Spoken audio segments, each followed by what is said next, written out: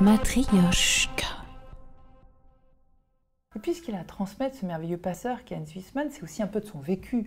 Lui qui est né et qui a grandi en Allemagne pendant la Deuxième Guerre mondiale, qui a connu les bombardements. Aujourd'hui, on est inquiet d'une société avec trop de tensions, avec trop de violence. Mais faut-il vivre dans un monde sécurisé? Faut-il avoir peur de la peur? Faut-il avoir horreur de l'horreur? On l'écoute. Matryoshka. Parler aux gens de la guerre en ne faisant état que des horreurs, c'est faux. Mais faire comme si on pouvait échapper à cette horreur, c'est tout aussi faux. J'avais 9 ans en 1945 et on a quitté Berlin quand les bombardements ont commencé, en 1943. On était à la campagne et je voyais les avions alliés par milliers, comme des petits poissons argentés, avec un vrombissement extraordinaire dans le ciel, aller sur Berlin. Et donc les premières perceptions étaient au fond bucoliques, avec en arrière-plan quelque chose de terrifiant. Et c'est cette tension-là qui peut-être a été le sentiment d'existence conscient que j'ai eu au départ.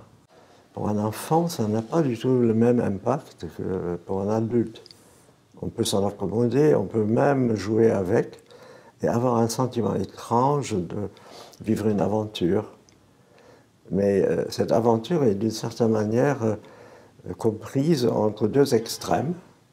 Une ce que j'appelle le bucolique, une extrême confiance dans l'ordre de la nature, on est couché dans l'herbe, et puis une menace qui ne dit pas son nom, mais qui apparaît. Là, ça, ces avions dans le ciel, surtout le bruit, le vrombissement, parce qu'ils étaient assez jolis à voir. Alors, on est pris entre une paix extraordinaire, qui est une sorte de promesse de paradis, et une angoisse qui taraude et qui ne cesse pas. Je crois qu'une existence humaine un peu consciente doit se dérouler entre ces deux pôles. Et ne faire état que de l'un ou de l'autre est une tricherie. C'est-à-dire, je peux parler de la guerre, des horreurs, des bombes. Une bombe incendiaire a traversé, c'est là qu'on a quitté Berlin, a traversé notre villa, mais elle n'a pas explosé. Et donc c'était comme un jouet fiché dans la cave.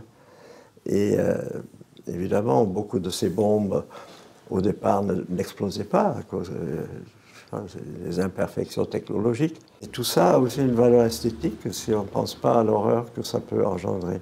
Est-ce que depuis, vous pensez qu'on n'a jamais retrouvé quelque chose qui pouvait être de la même horreur? Aujourd'hui, par rapport au danger que l'on craint voir poindre, de populisme ou en tout genre, est-ce que vous avez l'impression qu'il y a quelque chose qui résonne ou ça n'a rien à voir?